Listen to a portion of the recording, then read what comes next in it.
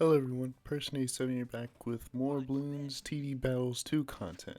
And as you can tell by the thumbnail and the title, we're going to try out Ice today, seeing if it's not really a countered attack shooter, but can be used as an alternative attack shooter, because to be honest, I'm kind of getting bored of just using tack and seeing tack being used all the time, so we're going to be trying out Ice today.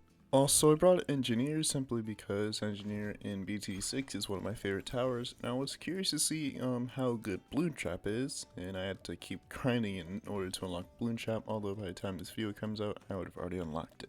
Unfortunately, a video on, Bloon Trap wouldn't be too interesting because as soon as I got Bloon Trap, my opponent stopped sending eco, and of course I put Bloon Trap where the eco bloons are coming from because that makes profit faster. Unfortunately, players just stopped sending eco once I got Bloon Trap, which kinda sucked. But if you're curious, Bloon Trap makes $700 once it's full, so it's not bad. Also, something I noticed is that, the cash generation thing doesn't show up from Bloons TD6. I'm not sure why. It's kinda hard to keep track of how much money your towers are making. This strat that I've developed here went through several phases. First it was Gwen, Dartling, Ice, NG, but then I realized, I didn't have cleansing foam unlocked at the time, and that means only Dartling was going to be able to hit camo, which means I needed to save up a Hydro Rocket Pods for the round 11 round 12 camo rush. So I didn't really want to do that because Hydro Rocket Pods is like 5k. I had to go bottom path, which makes it like 7k in total, which is kind of expensive to spend before round 12 or 11. But it did defend it pretty nicely. Then it changed to Gwen, Ninja, Ice, and NG. I used Ninja because I figured, I might struggle against camo bloons, so I got that because I was going to use cleansing foam as D camo. Then I realized, cleansing foam was kind of bad D camo, and I realized Ninja wasn't really going to do much there, as Bloon Jitsu costs 16,000 XP, which is absolutely insane. Like, even with like 3x XP, that'd probably be like, what, 16 games, 16 to 20 games if you win them all. This just goes to show that XP still needs a buff, but I already explained that in a comment in my previous video if you want to check it out. Anyways, the match at hand, as you can see, I'm facing Link, who has Quincy, Tack, and Boat. I don't know what his last tower is, but at the time I assumed it was something like Alchemist or Sub for decamo or support. As you can see, Ice and NG defend pretty well in the early game. Probably up to Whites is where you're going to struggle a bit, since Ice will be kind of useless there. Now, if you do want to try out this strat for some strange reason and not use Tack Shooter, if you're bored of it, the upgrades you want to rush for experience is actually going to be Snowstorm, Embrittlement, and Bloon Trap. I only have one of the 3 upgrades unlocked, which is being Bloon Trap. Snowstorm is for when games get to round 26, you can just Snowstorm the DDTS and send out yours, so that way, it's pretty much a guaranteed win at that point. Also, Snowstorm can be good for round 11 or 12, just in case, your towers aren't good enough, you can slow them down a bit to give your towers a bit more time.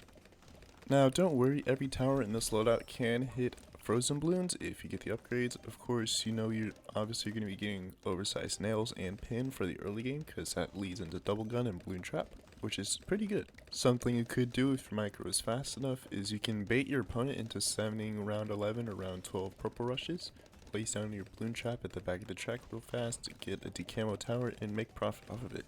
Although be careful if you are doing that, since Bloon Trap cannot hold like a full scale round 11 or round 12 rush, I've noticed. Now this strat, I noticed that it's not really fully, ready until tier 5s, which is kind of sad, I've noticed. Simply because, towers like Impale are kind of necessary for DDTs, as it's really your main DDT, popping power, as of course tier 4s in this strategy aren't really going to beat DDTs unless you spam Phoenixes or Necros, but that would be really expensive. Anyways, as you can see here, I'm being incredibly greedy, sending out yellows in round 9, getting up over 1000 eco, and I still haven't gotten my camo detection up yet. So, I'm being really greedy here. I haven't even gotten my shimmer or ball of fire up yet. All I have is just my ice and my engineer. Now, of course, I would have punished my player for being this greedy. I wouldn't have allowed them to get this amount of eco, although, of course, he wouldn't know I had this much. I would have definitely sent, group blacks or group whites. Maybe even like wait till zebras in order to like really punish the player for being incredibly greedy. You do not want to allow your player to eco this hard. Especially if one of the players on the other side has like a money generating tower like Bloon Trap, marketplaces, merchantmen, or just anything that generates money. You don't want to let them eco too hard as they can get those money generating stuff up faster. Now I noticed Link has a monkey pirates, which basically I realized that in there I was gonna lose as well. Monkey pirates can hook in DDTs, not sure why. Personally I think that should only be reserved for tier 5 pirate lord, but anyways, he sends a camo purple rush and the engineer at the beginning didn't get all that, but he's able to defend it and I decided to emo him. He saluted me because of that, even though I didn't really feel like that was salute worthy, but hey guess. You know, because I was really sloppy micro, I didn't send him a rush of my own to counter rush simply because, you know, I saw he had monkey pirates and 2 blade shooters, and I know, you know, I'm gonna need more than just camo perps to beat that. Right then and there, I knew this game was going to go to round 26 because I can't beat him with a camo perp rush and he can't beat me with a camo perp rush, and you know, that's really the only thing I guess that's left. I could rush him with the ZOMG, but because he has monkey pirates, he could easily just pop the ZOMG layer, then just hook in the BFBs. And don't forget, monkey pirates can hook in DDTs. Not sure why, I'm not sure if it's like that in BTD 6. But if it is like that, I think that should be a nerf, because I think DDTs and ZOMG should be reserved for tier 5, because then what's the point of getting Pirate Lord? Maybe you could use it for like, you know, the 3 hook-ins, but at that point, you know, it seems kind of expensive. You could just get 3 monkey pirates, and I feel like that costs the same as a Pirate Lord. But anyways, I start sending blacks here, because at this point, I don't even know what the most efficient like eco send is, because most of my games never really go this far. Well, you know, that statement was true back in, you know, Yellow Stadium, where this fight is taking place, if you didn't know. You know, once he gets like a white wasteland, like dungeon and all that, most games I find end up going to DDT rounds, like round 26. I think round, 28 has grouped DDTs. Anyways, yeah, I suck against DDTs, as you couldn't tell, so it really just comes down to a coin flip whether I win or lose, because, you know, it just comes a reaction time test to see, you know, how fast could I send out DDTs at round 26. Not the most interesting way to play, but hey, I can't really do anything until I get Absolute Zero or Icicle Impale, or even Prince of Darkness, but that's far away. Now to prepare, if he sends a Moab, I start spamming 0-3 engineers, as deconstruction gives extra damage against Moabs, which I think is better than just sentries if you're going just strictly for Moab damage. I also start getting Dragon's Breaths because I figured, you know, those are pretty good, and they have Wall of Fire as well. Anyways, he has monkey pirates, so I don't even bother rushing it with the Moab, as it really just is a waste of money, even though money isn't really a concern at this point because I really don't have any other towers I could buy. I didn't have Bloon Trap unlocked at this point, and I didn't have any tier 4s actually unlocked at this point. And if you look down at Link's side over the Ecosens, he goes for a top path Dragon's Breath, which I don't believe I've ever seen before. I'm not even sure why, as I feel like if we're going for D breath, bottom path would be better. I'm not really sure why you would want to go for guided magic for D breath. Wall of Fire I can understand, but if you're going for Dragon's Breath, this bottom path is just kind of better. Anyways, I go for a shimmer up top and continue ecoing just to, I guess, get as much money as I can for round 26. When I was playing this match, I didn't know that monkey pirates could hook in DDTs, so yeah, just kind of a waste. I should have forfeited, to be honest, because there's no way I was gonna win. Of course, I could have spammed D breaths, you know, in order to beat DDTs, but you know, you probably would just have counter rushed with just even more DDTs, because I would definitely have had to boost in order to beat them. You probably would just boosted fortified DDTs at me, and I still wouldn't have beaten them. I tried sending a fortified ZOMG at him, just, you know, just cuz. I boosted it as well, cuz, you know, I figured, you know, why not? I was gonna lose anyways. Anyways, he immediately boosts in order to pop the ZOMG. I wouldn't really feel like he really needed to boost, seeing as he did have monkey pirates, so all he needed to do was just beat the Moab, the ZOMG layer, in order to win.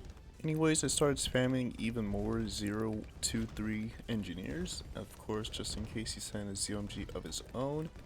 You know, I figured, I was going to be ready for that because I'm pretty sure that, deconstruction is better mob damage than sentries, but I could be wrong about that. Also, a nerf I didn't know from BTD6 is that Monkey Pirates, doesn't make money from hooked in Moab class balloons, which is actually pretty neat.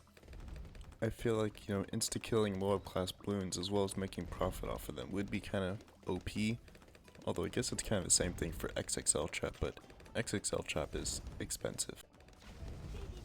Anyways, fast forwarding to the death round, this is where I found out that Monkey Pirates can hook in DDTs. I swear it couldn't in BTD6. I don't know because I never used Monkey Pirates.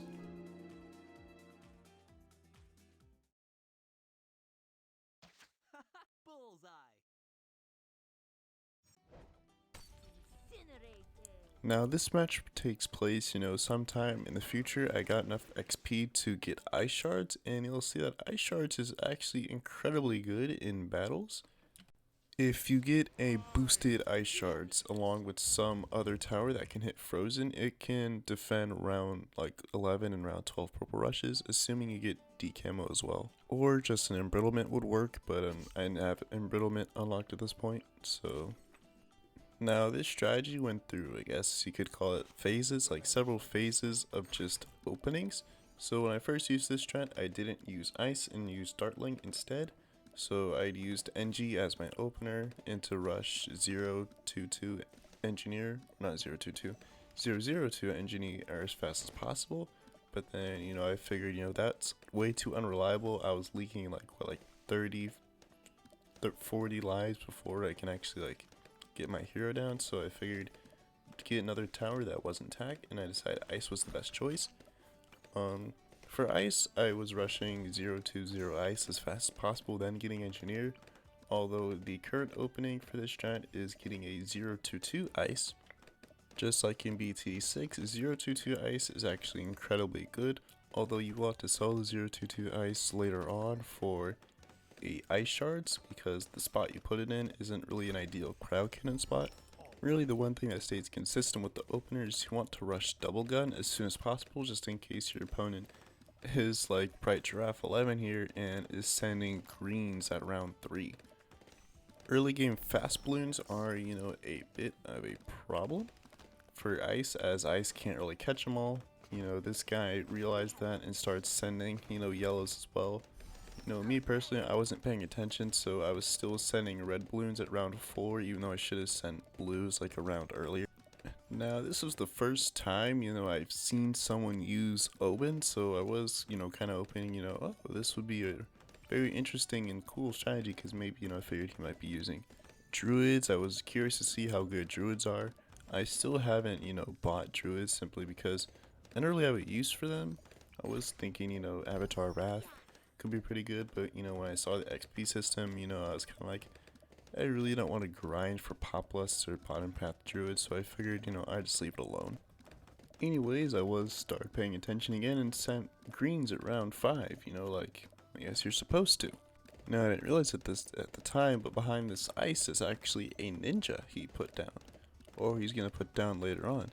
I figured, that's actually kind of interesting, as he put his ninja out of range of Oben, and of course Oben synergizes really well with magic monkeys, so it was kind of strange to me that he put Oben in that spot, but he put the ninjas there. But Ninja, gives a chance to see that, counter espionage buff be shown off, in case you haven't heard.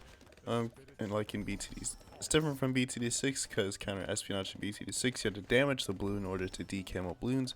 In Battles 2, you don't have to damage the balloon in order to decamo it. So counter espionage can, decamo camo leads, even if it doesn't have an alchemist, which makes it a pretty good decamo option. Now he sold his Oben in order to place it near the ninja monkeys, which I guess is a semi-smart move, although I would have just placed Oben there in the first place. Now believe it or not, I'm actually preparing for my round 12 camo rush that he's probably going to send at me. So I get an ice shards, as ice shards is very good against the camo rush. I would definitely recommend it if you're running ice. And this dude's been running ninja, quite a lot. As you'll see later on, he has a flash bomb, which is actually pretty good. I'm assuming flash bomb also decamos the balloons.